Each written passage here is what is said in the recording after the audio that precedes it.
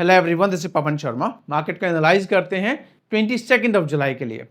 आज का मार्केट ठीक गया। रीजन बीइंग, हमने एक एनालाइज किया था कि because of HDFC bank and ICIC bank market definitely react करेगा और बैंक निफ्टी मार्केट को थोड़ा सा पुश कर सकता है। बट साथ साथ में हमने एक स्टार भी लगाया था कि बैंक्स के ऊपर ज़्यादा रिलाई मत कीजिएगा अभी, बिकॉज सेक्टर रोटेशन चल रहा है।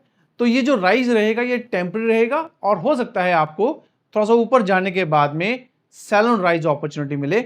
अभी भी हम इस स्टांस के ऊपर बने हुए हैं। रीजन एक और चीज भी है, इस टाइम पे जो एफआईआई है हमारे, उन्होंने फिर से शॉर्ट्स बनाना शुरू कर दिया है। जो ट्रेडर हमारे नए हैं, इसका मतलब ये होता है कि एफआईआई क्या करते हैं, एफआईआई को लगता है कि उनको आगे का जो हमारा मार्केट है वो पॉजिटिव नहीं है, तो वो क्या करते हैं, वो फ्यूचर में सेल करना शुरू कर देते हैं ताकि मार्केट जैसे नीचे गिरेगा उनको बेनिफिट मिले। और वो क्या कर रहे हैं, जो हमारे और पैसा है वो आईपीओ में इन्वेस्ट कर रहे हैं। जितने भी नए आईपीओ आ रहे हैं, आप नोटिस भी करेंगे, कोई आईपीओ 47% प्रीमियम पे जा रहा है, कोई आईपीओ 37% प्रीमियम पे जा रहा है। तो इस टाइम पे ट्रेंड के साथ चलें तो आईपीओ में इन्वेस्ट करना ज्यादा बेहतर है as compared to our proven stock. Proven stock कब जाएंगे, कब ऊपर जाएंगे पता नहीं, लेकिन आईपीओ का ये लग रहा है कि इमीडिएटली लॉन्च होगा। लॉन्चिंग वाले दिन थोड़ा बहुत जो भी आपका प्रॉफिट हो लेके निकलिए, ये इस टाइम पे स्ट्रेटजी बनती है। तो एफआई जो शॉर्ट्स बना के बैठे हुए हैं, कुछ टाइम पहले हम बात कर रहे थे शॉर्ट्स को लेकर कि शॉर्ट की वजह से एक हेल्दी रिकवरी मार्केट में आ सकती है। ऐसा कुछ नहीं हुआ, मार्केट अपने रेसिस्टेंस को ही ब्रेक नहीं कर पाया। इनफैक्ट उसकी वजह से प्रॉफिट बुकिंग आनी शुरू हो गई और नए शॉर्ट्स बनने शुरू हो गए। तो once again we are back to the square one. अब ये क्या हो गया है, यहां पर अगर आप नोटिस करेंगे 15 मिनट का टाइम फ्रेम का चार्ट है निफ्टी का। अगर आप नोटिस करते हैं यहां पर, यहां से देखिएगा, ये 14 जुलाई से आप चार्ट देख रहे हैं, जहां पर मैंने अभी मार्क किया है। नीचे गिरा, अटैक हुआ, ये देखिएगा। उसके बाद में थोड़ा सा ये हमारे पास में, ये देखिए, विच इज 25,120 से लेके 150, ठीक है। ये हमारे पास में इमीडिएट रेसिस्टेंस है।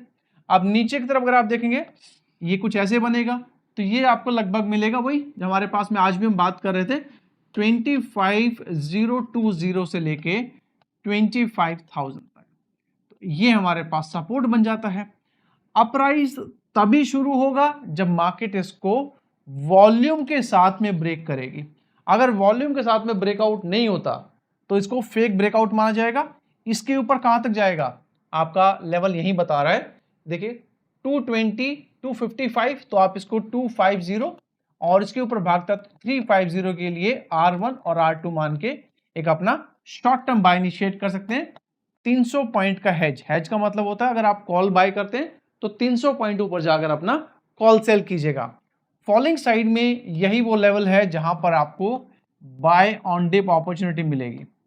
इससे पहले आप सेल मत कीजिएगा। सेल ऑन राइज लेवल हमारा ये है, क्योंकि ये ब्रेकआउट लेवल है, ये आपका सेल ऑन राइज बन जाएगा, सेल ऑन राइज। तो इन केस आपको कोई भी ट्रेड लेना हो सेलिंग की तरफ, तो या तो 55 को ब्रेक होने के बाद में या फिर 25 के जब ऊपर आसपास पहुंच जाए तभी आपको ट्रेड लेना है। और अगर नीचे गिरता है तो आज भी आपको पता होगा 24,900 एंड 24,850 तक मार्केट आराम से स्लाइड कर सकता है। फॉलिंग साइड के लिए भी 300 पॉइंट का हेज बनाइएगा। जो भी लेवल डिस्कस किए हैं आपको समझाने के लिए हैं, बाय सेल रिकमेंडेशन नहीं है। कोई भी ट्रेड अगर आप लेते हैं तो अगर अपने फाइनेंशियल वाइज सलाह कीजिएगा, और ये जो भी है ये आपको एजुकेट करने के लिए कि हाउ द मार्केट वर्क्स। सो ये आउटलुक रहेगा हमारा निफ्टी के लिए। कल के लिए हमारा अगला इंडेक्स रहेगा बैंक निफ्टी। आज की जो भी मूवमेंट बनी है उसके पीछे सिर्फ और सिर्फ बैंक निफ्टी है। बैंक निफ्टी में अगर आप देखेंगे, बैंक निफ्टी ने जब फॉल किया था उसके बाद में एक राइजिंग वैली पैटर्न बनाकर ये हाई बनाया था।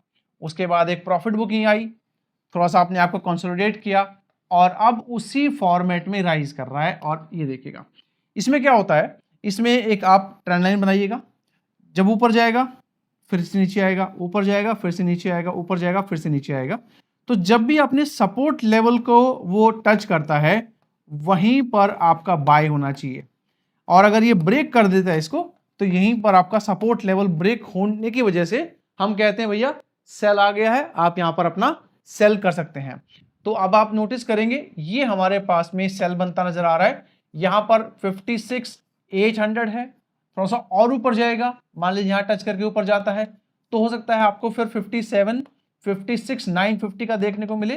तो आप ये जो ट्रेंड लाइन आपने प्लॉट करी है इसी के साथ चलते चलते, इमीडिएट मैंने बता ही दिया है, बाकी जैसे जैसे राइज करेगा आपके लिए ये सेल और राइज लेवल बन जाएगा। और ब्रेकआउट कहां पर आएगा, ब्रेकआउट आपका आएगा इस लेवल पे 57,100 पे। ओके, तो 57,100 पे अगर आप चेक करेंगे तो 57,100 के बाद में वैसे देखिएगा बहुत ऊपर नहीं जाने वाला है 300, और फिर तो आपके पास 57,500 का आपका सेकंड टारगेट रहेगा। फॉलोइंग साइड में वापस इसी को टच करेगा तो यू कैन एक्सपेक्ट 750, मतलब अगर ये होगा तो फिर आप 600, और अगर ये होगा तो 750 और 400 के टारगेट के लिए फॉल करेगा। और धीरे धीरे एक्सपायरी नजदीक आ गई है तो 600 पॉइंट का आप हैज बनाएगा। So this would be for bank Nifty. हमारा अगला इंडेक्स रहेगा सेंसेक्स। सेंसेक्स में देखिएगा, सेंसेक्स में और निफ्टी में तो ऑलमोस्ट सेम ही पैटर्न बना होता है, ऊपर गया नीचे आया तो हमारे पास में सपोर्ट बनेगा। ये हमारे पास अभी करंट क्लोजिंग हमारे पास में है 82,200 का, और ये सपोर्ट है ये हमारे पास 82,100 का। थोड़ा सा आप और नीचे जाएंगे तो आई वुड से आपको वेट करना चाहिए 82,000 का। अब सपोर्ट यहाँ पर है तो 82 का वेट क्यों करना चाहिए, जो भी हमारे राउंड नंबर होते हैं ना वो राउंड नंबर अपने आप में सपोर्ट बन जाते हैं। प्रॉब्लम तब आती है कि जब हमारा कोई भी लेवल हमारे राउंड नंबर के आसपास आता है ना और उससे थोड़ा सा ऊपर होगा तो हम कहते हैं वेट करो ये ब्रेक होगा तभी एंटर कीजिएगा।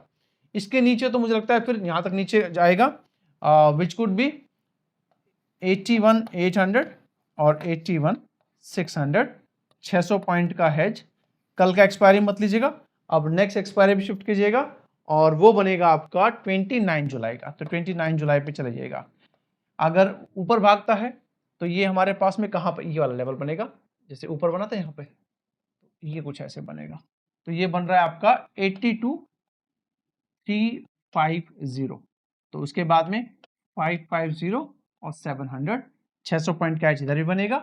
और अगर इनकेस ऐसा होता है कि गैप अप या गैप डाउन होता है तो 920 स्ट्रेटजी आप बना सकते हैं ओनली व्हेन गैप अप और डाउन विल बी देयर।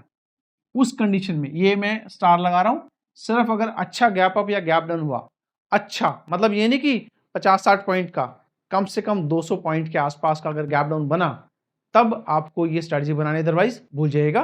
तो ये रहेगा सेंसेक्स। हमारा अगला इंडेक्स रहेगा मिड कैप निफ्टी।